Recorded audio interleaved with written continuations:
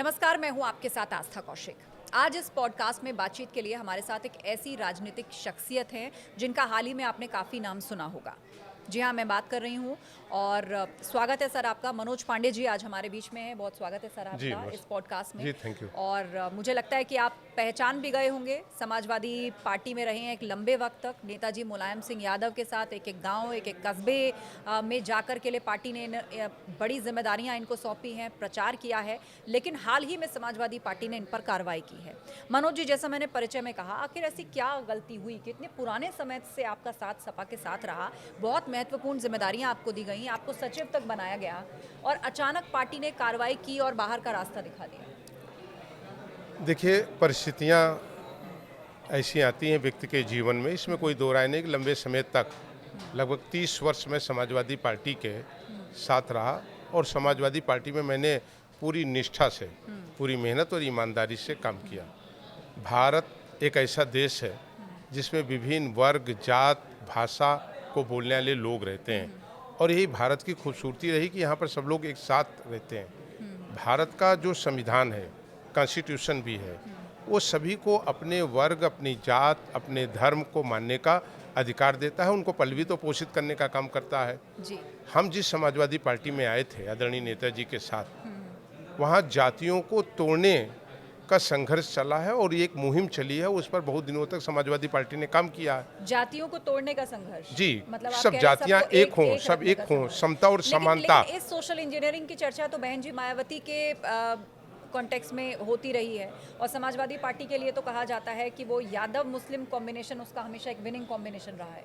देखिए, कोई किसी लाइन पर काम करे, लेकिन जिस विचारधारा से ओतप्रोत होकर के जी। छोटे लोहिया आदरणीय जनेश्वर मिश्र जी के, आदरणीय नेताजी के साथ हम लोग काम करने आए थे, वो एक अलग विचारधारा थी और वही मूल विचारधारा है, जहाँ सभी जातियों को एक साथ लेकर के, सभी धर्मों का सम्मान करके और राजनीति में इसलिए आए थे कि समाज के अंतिम पायदान पर जो लोहिया की मूल विचारधारा थी जी।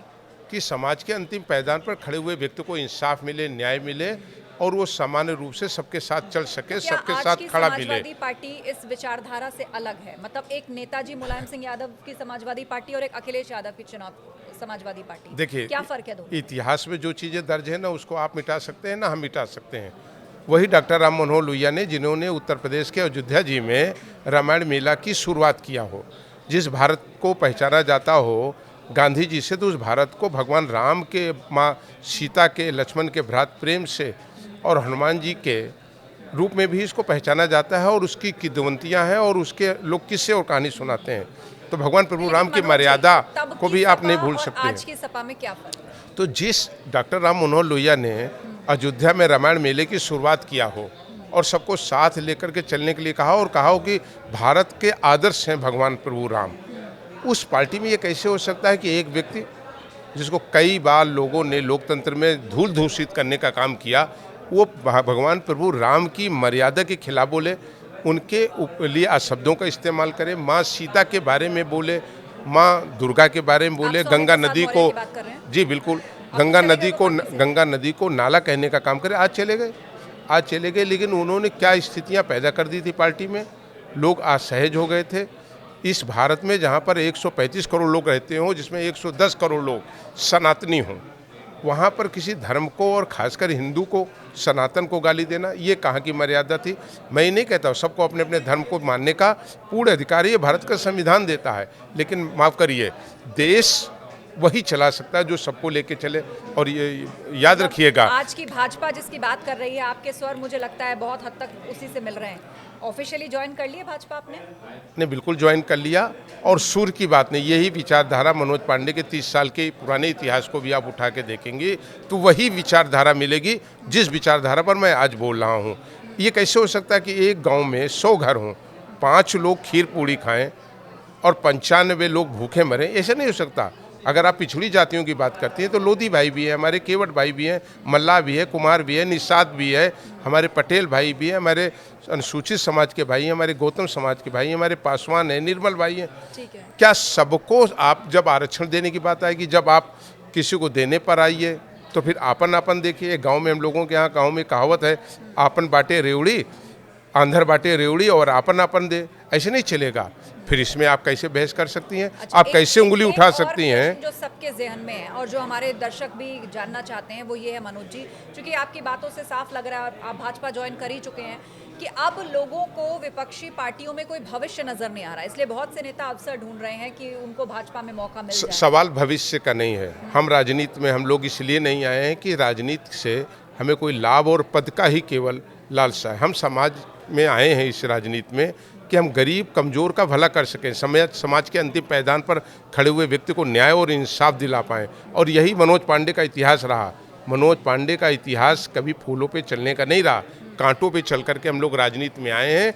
और आप कभी आइए तो हम आपको रायबरेली में दिखाएं, अपनी कॉन्स्टिट्यूंसी में दिखाएं कि क्या होता है, कैसे सबको साथ लेके चला जाता। मनोज पांडे का इतिहास है।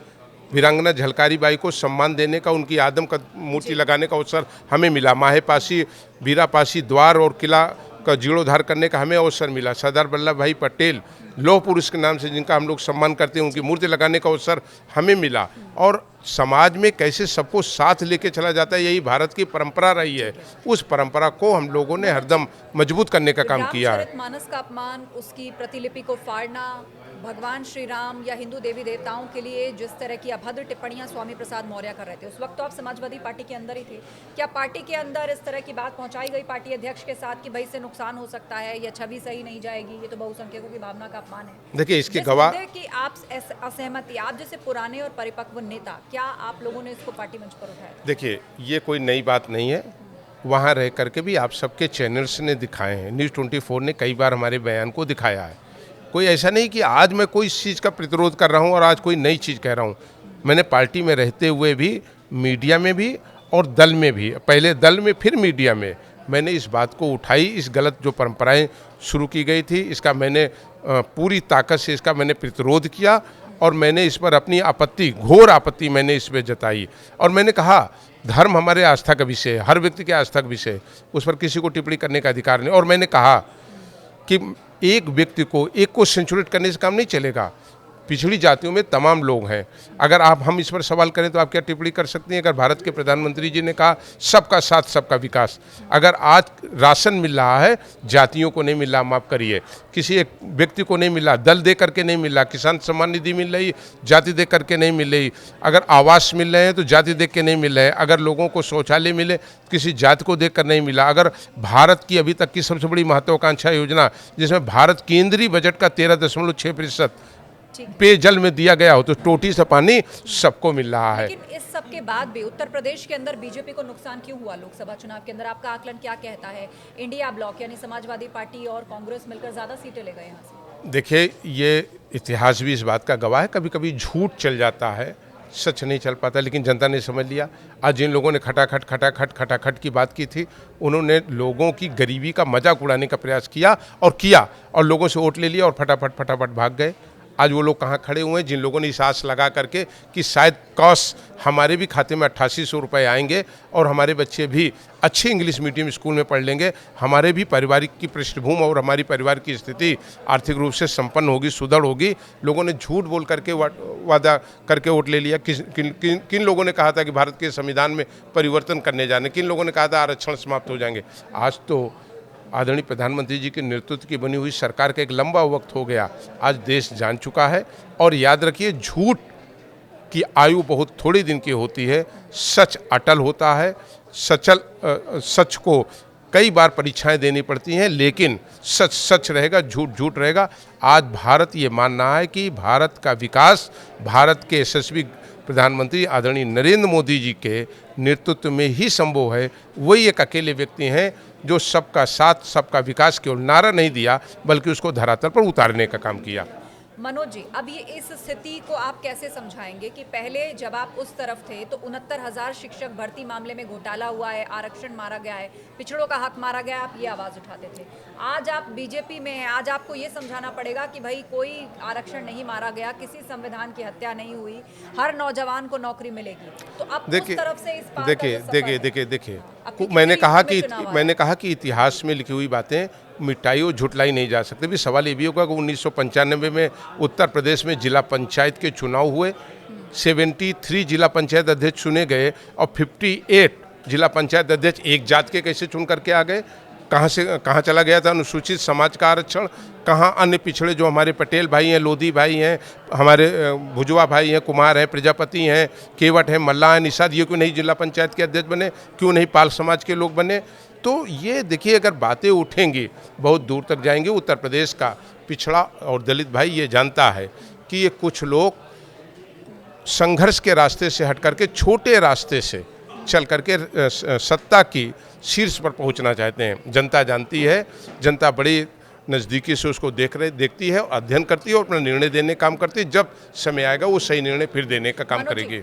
समाजवाद और नमाजवाद को लेकर सियासत और बहस चल रही है बीजेपी और विपक्षी पार्टियों के बीच में, खास तौर पर इसे समाजवादी पार्टी के लिए कहा गया, ये जो नमाजवादी टर्म था। अब उसके जवाब में अखिलेश यादव ने कहा कि बीजेपी की फंडिंग उठाकर आप देखिए तो आपको समझ में आएगा कि कौन है नमाजवादी। देखिए कहीं पर भी कोई आरोप लगाए जा सकते हैं, लेकिन जिसे देश और बहुमत स्वीकार करे, लोकतंत्र में बहुमत जिस चीज़ को स्वीकार करे उसी को माना जाता है। और ये देश में दोहरा चरित्र नहीं चल पाएगा कि एक तरफ कुछ लोगों को आप सड़क पर बैठा करके नमाज पढ़ाइए, कंधे में बैठा करके घुमाइए, और कुछ हमारे जब कांवड़ यात्रा में लोग निकलते हों उस पर रोक लगाई जाए और उस पर लाठी चार्ज हो और उस पर आंसू गोले छोड़े जाएं। एक ऐसे देश में जहां सनातन की परंपरा रही, इसे भारत का हिंदू स्वीकार नहीं करेगा। एक बात का और खुलासा करिए, क्या समाजवादी पार्टी अब आजम खान से पूरी तरह दूरी बना चुकी है? ये तो जो चीज़ें हैं वो जग विदित हैं। आजम खान साहब निश्चित रूप से एक बड़े नेता रहे, कई बार वो सदन के सदस्य रहे।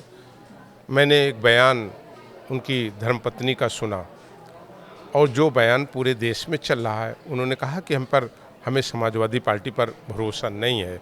फिर सवाल तो उठेंगे कि रामपुर में पार्टी के अंदर रहे हैं और आजम खान साहब को लेकर चर्चा भी चलती होगी। एक पुराना चेहरा है, एक समय पे माना जाता था कि उनके रहने से नहीं, मैंने उनकी धर्मपत्नी का बयान सुना है जिसमें उन्होंने कहा कि समाजवादी पार्टी के ऊपर हमें कोई विश्वास नहीं है। उसी बयान को मैं जानता हूँ। आज देश में बात हो रही है वक्फ संशोधन बिल की, जिसको बीजेपी लेकर आई है। आपको क्या लगता है कि क्या ये जो वक्फ बिल का मुद्दा है, क्योंकि विपक्षी पार्टियां भी इसका विरोध कर रही है, सपा विरोध में है, कांग्रेस विरोध में है, इसका आप देखिए आरजेडी इसका विरोध कर रही है, तो क्या ये जो वक्फ संशोधन बिल पर पॉलिटिक्स है, क्या ये केवल पोलराइजेशन पॉलिटिक्स के लिए है? देखिए हम 21वीं सदी में जी रहे हैं। जब एक सुभाष शुक्ला लखनऊ का आज वो अंतरिक्ष में जा रहे हों, आज जब हमारे नौजवान आज वो आईटी सेक्शन में जा रहे हों और आईटी में हम लोग तमाम बड़े क्षेत्रों में हम लोगों ने काम किया हो, तो ऐसे उन तमाम कानूनों पर पुनर्विचार की आवश्यकता है। हम ब्रिटिश हुकूमत के या मुगलों के समय लाए हुए कानूनों को हम स्वीकार नहीं कर सकते। सुधार की ज़रूरत है। हम 21वीं सदी की ओर जा रहे हैं और जब भारत के प्रधानमंत्री कह रहे हों कि दुनिया के तीसरे आर्थिक संपन्न देश की श्रेणी में हमको भारत को ला करके खड़ा करना है, तो हम इस दकियानूसी इस बहस से हमें बाहर आना चाहिए। एक समग्र और समृद्धशाली एक मजबूत भारत की ओर हम लोगों को बढ़ना चाहिए, जो भारत के आदरणीय प्रधानमंत्री नरेंद्र मोदी जी के नेतृत्व में लगातार बढ़ रहा है। बिहार में विधानसभा चुनाव है, तो ऐसे में बिहार की राजनीति में वक्फ पर जबरदस्त पॉलिटिक्स चल रही है। यहाँ तक कह दिया गया कि भाई हमारी सरकार बनी तो हम इसे कूड़े में फेंक देंगे। देखिए चारा घोटाला लोग भूले नहीं हैं, बिहार में क्या करप्शन हुआ ये लोगों ने भूले नहीं है। जिस पूरे देश में एक राज्य की भ्रष्टाचार को लेकर के लोग केवल उदाहरण दिया करते हों, आज वहाँ हम कह सकते हैं कि आदरणीय नीतीश जी के नेतृत्व की और भारतीय जनता पार्टी की गठबंधन की सरकार पर एक सिंगल आरोप लगे हों भ्रष्टाचार के, एक सिंगल आरोप लगाए हों तो आकर के कोई हमारे आमने सामने बहस करे। आज वहाँ नौजवानों को नौकरी मिल रही, नौजवानों को रोजगार के साधन मिल रहे हैं, उनको सामान्य व्यवहार मिल रहा है, उनको आगे बढ़ने की उम्मीदें जगी हैं और वो आगे बढ़ रहे हैं। तो उस समय इस तरीके की चर्चाएं करना केवल उस राज्य के लोगों को भ्रमित करने का है।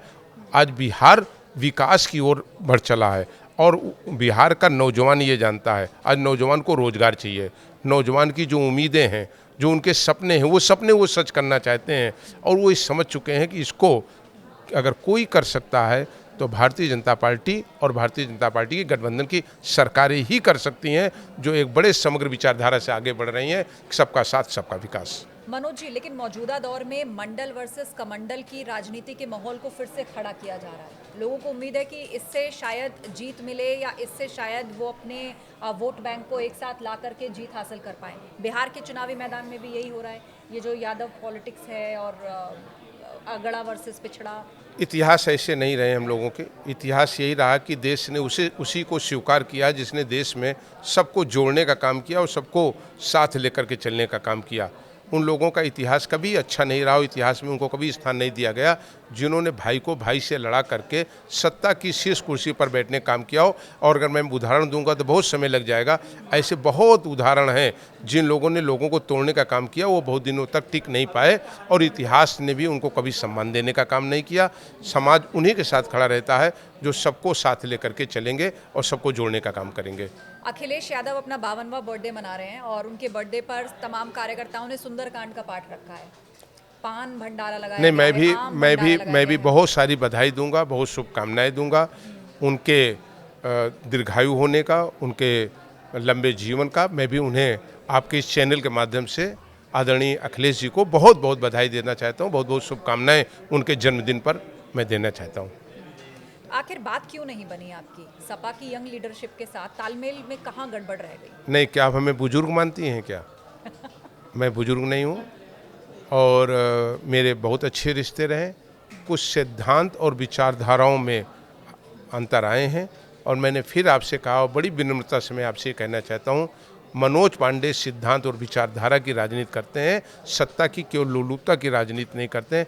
पद और प्रतिष्ठा भगवान प्रभु राम के लिए और अपने तमाम उन गरीब, कमज़ोर, वंचित और शोषित लोगों के लिए हमें अपने जीवन का कोई भी बलिदान करना पड़े, किसी पद और प्रतिष्ठा को एक सेकंड में छोड़ना पड़े, मैं उसको लात मारने के लिए तैयार रहूँगा। अपने कमज़ोर, गरीब तमाम लोगों को जो वंचित हैं उन्हें न्याय देने के लिए और भगवान प्रभु राम की मर्यादा और उनके सम्मान के लिए। ठीक है मनोज जी, एक छोटा सा रैपिड फायर करते हैं। मैं आपके सामने एक नाम लूंगी और बहुत ज़्यादा समय ना लेते हुए जो भी वाक्य या जो भी शब्द आपके जहन में आए आपको वो फौरन कहना होगा। कुछ नाम मैं आपके सामने लेने जा रही हूँ और पहला नाम सीएम योगी आदित्यनाथ। कर्मयोगी व्यक्ति, ईमानदार व्यक्ति।